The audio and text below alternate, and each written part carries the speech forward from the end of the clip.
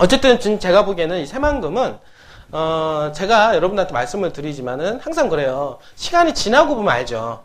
근데 시간이 지나기 전까지는 뭐든지 그냥 막연한 그림으로만 남아 있습니다. 우리가 항상 예전에 뭐 우리나라 어떤 개발의 역사를 본다 하더라도 강남 개발할 때만 하더라도 있잖아요. 강북에 사셨던 분들 있죠.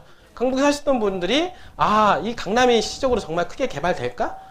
이런 의구심이 많았었죠. 분들이. 그런 의구심을 많은 사람들이, 그리고 물론 돈도 뭐 많이 없었던 부분도 있겠지만은 그런 어떤 의구심 속에 있었던 사람들이 뭐 강남에 뭐 투자할 뭐 생각이 있었겠습니까? 거의 없었겠죠. 그래도 강남에 투자한 사람들을 보면은 이 부동산에 깨어있는 사람들이었어요. 부동산의 흐름을 알고, 그리고 우리나라 어떤 개발의 역사를 알고 개발의 흐름을 좀 깨고 있는, 특히 여러분들, 우리 같은 사람들 그렇잖아요. 항상 이게 눈에 떠 있어서 부동산의 어떤 기회를 잡으려고 하는 사람들이 결국에는 강남에 있는 땅을 잡았다는 거예요. 이 부분들이. 그 당시만 해도 원래 부동산에 관심이 없었던 사람들은 그 관심이 있어야 아예 투자에 관심이 없잖아요. 그냥 오로지 그냥 생계, 먹고 사는 문제 있잖아요. 먹고 사는 문제에만 계속해서 이제 힘썼다는 거죠. 근데 그 당시 보게 되면은 좀 여유가 있으면서 계속 부동산에 눈 뜨신 분들은 강남에 대거 투자를 하게 된 거예요. 근데 강남에 그냥 막연하게 투자한 게 그게 아니라 이미 청사진과 플랜이 다 나왔었던 거예요. 이분들이. 그냥 막연하게 강남 투자가 아니라, 강북이 어떻습니까? 사람들이 인구가 많이 들어오고 있는 상태에서 뭔가 체계적인 어떤 도시적인 개발이 있어야 된다. 그런 차원에서는 당연히 강북에다가 개발하기 힘들고, 그러니까 강이남 쪽에 어떻게 개발해야 되겠죠. 그러니까 강이남을 개발을 시작을 한 거예요. 그러면, 이런 추세를 읽었다라고 하면 당연히 강남 쪽에 땅값이 엄청나게 쌌잖아요. 그 당시만 하더라도. 쌌는데 거기다가 어떻습니까? 조금 돈 한 1억이라든지 한 뭐 얼마 정도만 묻어놨으면 그 1억이 지금은 얼마 됐을까? 응? 1000억도 될 수 있어요. 1000억도. 왜? 1000배 이상 올라갔으니까. 응? 그때 1억을 묻어놨다면 지금 1000억이 돼 있을 겁니다. 응? 강남에 빌딩 부자가 돼 있을 거예요. 그리고 빌딩 부자가 돼 있고요. 그 당시 묻어놓으신 분들이, 이 부분들이. 응? 그게 그냥 개미처럼 이래가지고 나온 게 아니라는 거예요. 분들이. 그러니까 시대를 보고 어떻습니까? 흐름을 볼 수 있고 이런 눈을 가져야 돼요. 여러분들은. 여러분들이. 개미처럼 일만 할 게 아니라 일도 하면서 세상을 바라보는 눈. 그러니까 지금 세상이 어떻게 돌아가는지, 그리고 어떻습니까? 지금 우리나라 한국이 어떻게 돌아가는지, 맞죠? 이런 것들을 전체적으로 숲을 볼 수 있는 눈과 시야를 가지고 있어야 되는 겁니다. 기본적으로. 가지고 있는 사람들은 대충 어디 가서 이렇게 투자를 해야 될지가 이렇게 윤곽이 나와요. 이분들이. 그러면서 예전에 이렇게 강남에 투자해서 재미를 보셨던 분들이 있잖아요. 그분들이 또 계속 강남 개발되면서 이 서울이 계속 확장되는 모습을 봤잖아요. 그러니까 또 그 맛을 알잖아요. 그러니까 어떻게 됩니까? 또 가는 거예요. 어디? 분당 어떻습니까? 분당, 판교, 뭐 이쪽 하남 일대로 해서 지금 뭐 수지 이런 쪽으로 해서 그 다음에 이어서 계속해서 확장 투자한 거예요. 그러니까 강남에 투자를 해서 성공하신 분들은 또 강남 쪽에서 가까운 쪽을 바라보게 돼 있어요. 그러니까 그쪽 주변으로 해서 계속 땅을 사가지고 또 대박이 났죠. 이 부분들이. 계속해서 이 대박이 땅에서 어떻습니까? 엄청나게 돈을 많이 버신 거예요. 그러니까 땅을 투자하신 분들 계속 땅에다 투자하는 겁니다. 왜냐하면 땅은 한번 올라가게 되면 10배, 20배, 뭐 100배도 올라가니까 이 부분들이. 그러면 그런 어떤 개발의 어떤 지형을 그림을 그리고 이제 본 사람들은 또 이게 우리나라가 지금 현재 어느 쪽을 방향성을 틀고 가고 있는지를 알면 어느 쪽에 투자해야 된다라는 것을 기본적인 게 잡히는 거죠. 부분들이. 지금 여러분이 얘기하지만은요. 지금 문재인 대통령 어제도 얘기했지만은 문재인 대통령이 지금 가장 주력 사업이 뭐냐면 대한민국 균형 발전입니다. 알겠어요? 대한민국 균형 발전 차원에서 지금 노무현 대통령이 해놨던 세종시를 키우고 더욱 키우고 그 다음에 어떻습니까? 혁신도시를 키우고 거기에 더불어서 어떻습니까? 또 하나 새만금 카드를 꺼냄으로 해서 새만금을 갖다가 확장 개발시키겠다. 그리고 문재인 대통령 정권 하에서 새만금을 어떻습니까? 치적으로 삼기 위해서는 특히 새만금을 더욱더 부각을 시키겠다라고 하는 겁니다. 노무현 대통령 때 세종시를 키웠다라고 하면 지금 문재인 대통령은 새만금이에요. 새만금. 여러분들 그걸 아셔야 돼요. 그 세종시가 10년, 15년 동안 계속해서 지금 오르고 있죠. 뭐 땅값 상승률 1위, 전국 탑. 아파트 상승률 뭐 여러 가지로 봤을 때 뭐 하나 떨어지는 게 없을 정도로 지금 현재 세종시가 엄청나게 개발이 진행이 되고 있다라고 하는 거죠.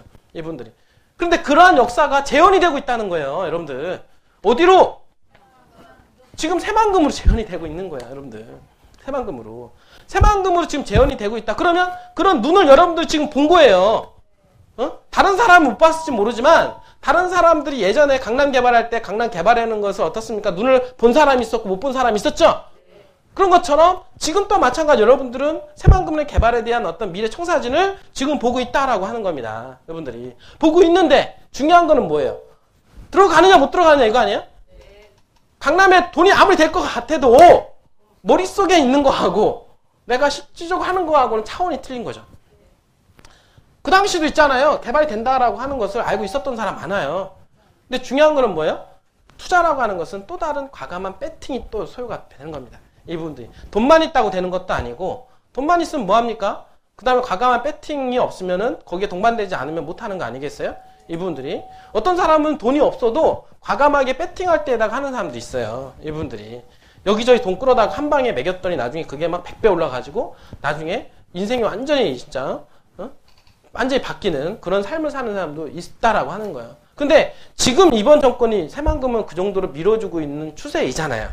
추세인데다가 이런 추세가 당분간은 제가 보기에는 이번에 6.13 지방선거도 있지만은 앞으로 향후 민주당 쪽에서 향후 어떻습니까? 정치적인 세력으로 크게 지금 현재 세력으로 등장했잖아요. 민주당이.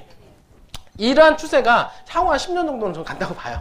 이분들이. 그래서 한번 추세가 이렇게 전환이 돼서 가고 있는데 이 추세가 어떻습니까? 민주당 쪽으로 더 추세가 이어진다라고 하면 제가 보기에는 향후 10년 동안은 새만금 개발하는 데서 전혀 문제가 없다. 이분들이 저는 생각을 합니다. 분들이. 그래서 물론 뭐 정권이 바뀔 걸 염두해서 새만금 개발 공사까지 설립이 되지만 설립이 안 된다 하더라도 지금 현재 이 문재인 정권 하에서는 새만금을 가장 치적으로 세워야 되는 부분들이 있다라고 하는 거예요. 옛날에 이명박 대통령이 4대강 사업을 했죠. 그런 것처럼 문재인 대통령은 바로 4대강 사업만큼이나 중요하게 생각하는 새만금이다라고 하는 거예요. 이분들이. 그래서 지금 새만금의 항만과 공항 이런 얘기 계속 나오죠. 지금 우리나라에서 보면은 항만이 들어간 지역이 그 주변 일대에 개발이 많이 됐죠. 많이 됐어요. 그리고 공항이 하나, 국제공항이 들어가면 국제공항 주변으로 해서 시너지 효과가 많이 발생하죠. 근데 공항과 항만이 같이 들어가게 되면 배가 돼요, 배가. 그 시너지 효과가 엄청납니다. 일례로 제가 며칠 전에도 얘기했죠? 어디 얘기했어요? 영종도 얘기했잖아요. 영종도 공항과 인천항과 그다음에 영종도 항만 공항 있죠? 공항이 들어가니까 그 주변 일대 미치는 파급 효과가 대단하잖아요. 이 부분들이. 그런데 그런 데가 우리나라에 딱 세 군데예요. 그러니까 지금 공항만 들어가 있는 데가 있고 항만만 들어간 데가 있죠. 근데 공항과 항만이 같이 들어간 데가 있다고요. 이 부분들이. 근데 그 같이 들어가는 데가 영종도하고 또 어디냐면 부산 이제 서부권. 그러니까 부산 신항만이 들어가 있는 부산 신항만 그 주변 또한 마찬가지로 항만과 공항이 들어가 있는 지역입니다. 응? 그리고 앞으로 또 어디입니까?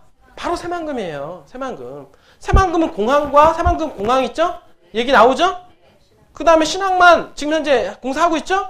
그 신항만과 이 공항이 짬뽕이 돼버리면 그 주변에 미치는 파급 효과가 엄청난다라고 하는 거예요. 근데 아직 시작이 불가한 게 뭐냐면 공항이 국제공항이 시작이자 아직 뭐 사업 타당성 검토 중에 있잖아요. 근데 이게 이제 시작인 단계예요. 이 부분들이. 그러나 지금 영종도라든지 사람으로 따지면 영종도 같은 경우는 이미 성인이 된 상태입니다. 알겠어요? 이미 사람으로 따지면 성장을 한 거예요. 그리고 어떻습니까? 지금 내가 부산이라든지 이런 데는 이제 허리 정도. 사람으로 따지면 이제 청년기 정도. 청년기 상태고, 새만금은 뭡니까? 아직 유아기 단계에 있다. 유아기 단계에 있죠. 자, 사람 한번 보세요. 자, 성년이면, 성년보다 어떻습니까? 유아기 단계에서 애들 보세요. 얼마나 쑥쑥 커요.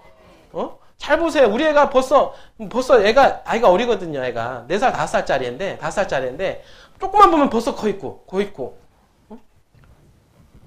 다 큰 사람, 우리 같은 경우 제가 보니까 10년 동안 이렇게 만들기 그대로예요. 안 커요. 근데 애들은 자꾸 크잖아요. 근데 새만금이 바로 그 유아기라니까요. 단계, 사람으로 따지면 유아기 단계. 그러니까 유아기 단계니까 앞으로 계속 성장을 한단 말이에요. 이 성장 속도와 함께 물려서 뭐가 됩니까? 땅값이 계속 상승을 하는 거죠. 그 지역적인 개발이 같이 이루어진단 말이에요. 그런데 이 새만금은 있잖아요. 여태 듣도 보지도 못한 여러분들 개발의 역사를 쓰게 되는 겁니다. 여러분들 며칠 전에 어떤 기사가 나왔냐면 새만금 개발청사에서 새만금 신교통특구 본격 추진한다. 이 얘기 보셨어요? 새만금의 신교통특구. 자, 이게 어떤 의미를 가지고 있냐면, 자, 여러분들 그냥 보세요. 여기는 예전에 다 도로잖아요. 이거 그냥 기존에 우리 가솔린 뭐 도로에다가 그냥 이렇게 시스템이 다 돼 있는 거예요, 그냥. 옛날 시스템에 의해서 지금 이 기존 도시는 돌아가고 있죠? 근데 새만금은 어떠냐면, 새만금은 지금 아무것도 없잖아요. 그러니까 밑그림 그리기가 너무 좋죠.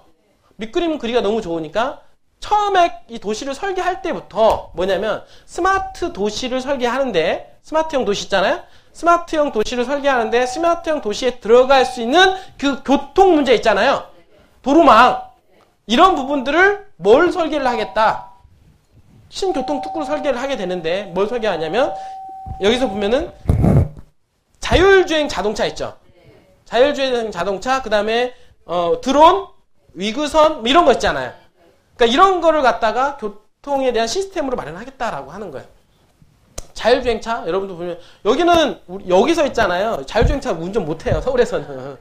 맞잖아요. 시스템이 안 돼요. 그게.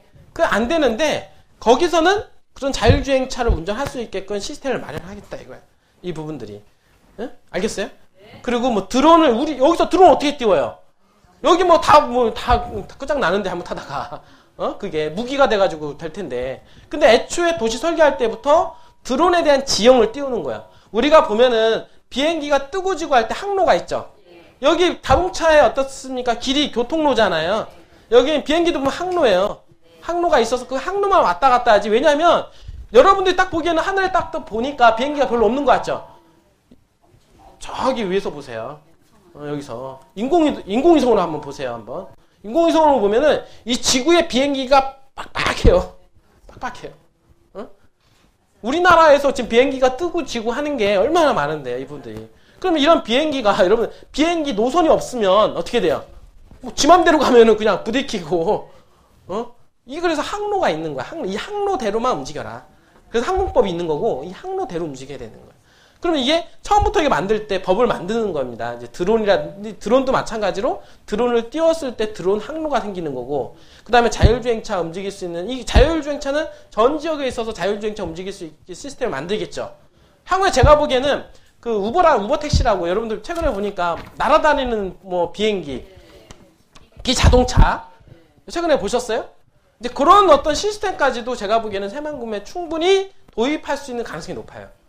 그러니까 여러분들이 지금까지 이런 도시에서 서울이라든 이런 대도시에서 듣도 보지도 못했던 그런 어떻습니까? 혁명이 그 새만금에서는 벌어진다는 거예요. 여러분들. 그런 세상에서 이제는 미래형 세상이자 미래에서만 우리가 보면은 만화에서만 봤던 그런 세상이 지금 새만금에서는 현재 도입을 하고 있다라고 하는 거예요. 지금까지의 모든 과학적인 그리고 어떤 이런 직접 기술을 통해서 거기에 새만금에 다 도입을 시켜서 4차 산업혁명의 전진기지로서 띄울 것이다 라고 하는 겁니다. 이것처럼 새로운 어떤 문화가 만들어지는 새로운 시대가 열린다.